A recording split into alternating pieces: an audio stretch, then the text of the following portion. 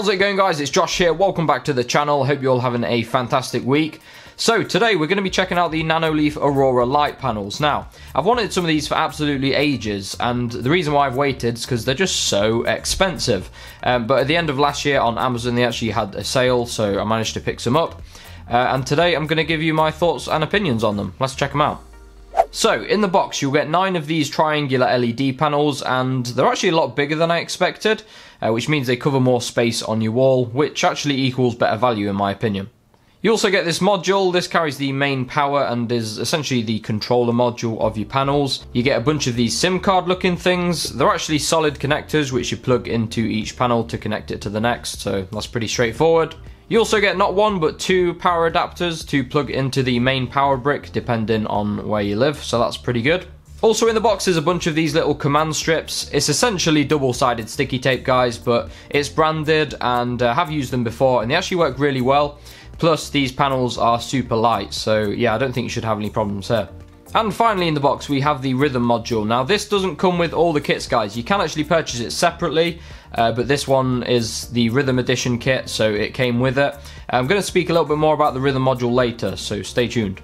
Now whatever you do, guys, before you just go and stick all these panels straight up on the wall, little piece of advice. In the box between each of the triangular panels you'll find like what looks like tracing paper. What you want to do, or what I did, was I put blue tack on each one of these and kind of stuck them up on the wall in different patterns to see what would look good. Now the app does have this augmented reality thing where you're supposed to be able to do that, but in my opinion it just doesn't really give you the full kind of look of what it's physically going to look like on the wall. So yeah, I think the tracing paper method is pretty good. I ended up changing my mind several times as well, so it's definitely worth double checking before you go sticking them up with the command strips. Another thing to bear in mind, guys, is the controller module and where you're going to put it. You can plug it into any of the panels, so that's not really an issue, but there is a cable going to this, so if you're like me and you hate cables, you've got to think about where you can possibly hide it. The way I've put my panels is so that they're just sitting above the sofa, so I can quite easily put the controller module just at the bottom and you can't see the cables, but just another thing to bear in mind. So after you've decided on your shape, you can get sticking them up on the wall. Just put your command strips on the back. There is a little diagram in the instructions as well of how to attach the command strips, so maybe have a look at that. But yeah, put them up on the wall. Just make sure you get your first panel on straight, because if you get your first panel on straight, the rest are going to be straight because they fit tightly together. Use a spirit level or something. I just use my phone with a spirit level app. But again, it's just worth taking your time before you go and make a mess of the wall. So after all your panels are up on the wall, just plug your controller module into the power brick, plug that into the wall, and then attach your little rhythm module if your kit came with one, and you're pretty much good to go. The setup process is pretty straightforward, to be honest, guys. All you've got to do is just follow the instructions on the app. It guides you through it. You're essentially connecting the light panels to your Wi-Fi network. So it's pretty straightforward, and then you can control the lights using the app, which we'll have a look at now. So just before we have a look at all the colours and things like that, I'll just mention the brightness. Now the brightness, guys, these things are stupidly bright, like really bright. The colours are extremely saturated, but it's just a level of brightness. Like, I only ever have these on 50%, unless I'm using like the daylight reading lamp, in which case I'll turn them up. But yeah, colours, guys, I think you can see the colours best at around 50%. Anything beyond that is just like, yeah, stupidly bright. But I guess if your room's big enough, then maybe you might like that. So we'll talk about the app now. So the app's divided into basic, colour and rhythm. Basic is just for a lamp effect. It's quite good for reading.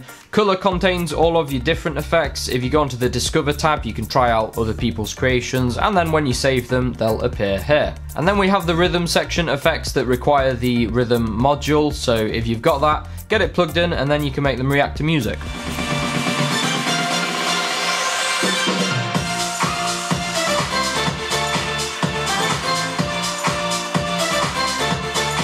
Now the music functionality, I do love this feature. I mean, when you've got music on and they're flashing and stuff like that and chasing each other up and down, they do look awesome, don't get me wrong. However, if you are trying to save money, I'd definitely say you'd be better off putting the money towards, say, getting 3 more panels, just because it's one of those things you don't really use that often, but it's good to have.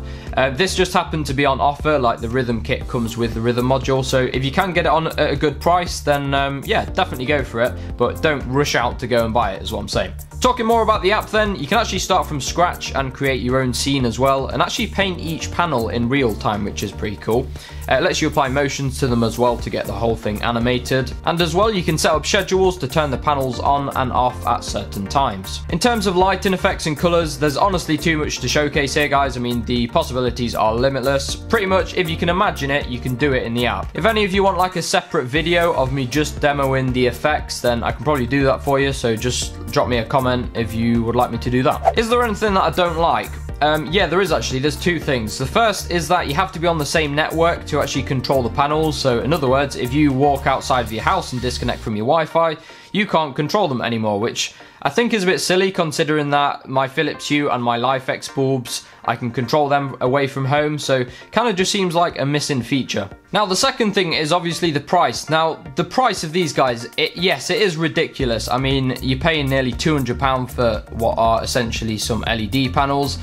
But the argument I kind of give for this is that they are quite a unique product. So it's not like, I know LifeX do a similar thing, they do their own, but it's not like you can go online and pick up some LED panels that have the same functionality for like 30 quid. They are quite a unique product, and I think if you're the sort of person that has run out of places to put LED strips, then they could be quite a unique addition to your room. And in that respect, yeah, I think they're worth it. I'm certainly happy with them, don't really have any regrets buying them. However, I'd definitely say pick them up in the sale if you can. It makes you feel a little bit less bad for spending that much on LED panels. So that was my thoughts and opinions on the Nanoleaf Aurora light panels. If you have any questions, guys, feel free to drop them in the comments and I'll try my best to answer them, or just say hello and I will say hello back. If you want to, guys, you can follow me on Instagram at Tesseract, and I did actually set up a Twitter page the other day. I have absolutely no idea how it works, but if you want to follow me on there, then go for it. I'll try and post some stuff. With that being said, guys, thanks for watching today. Subscribe for more, and I'll catch you all in the next one.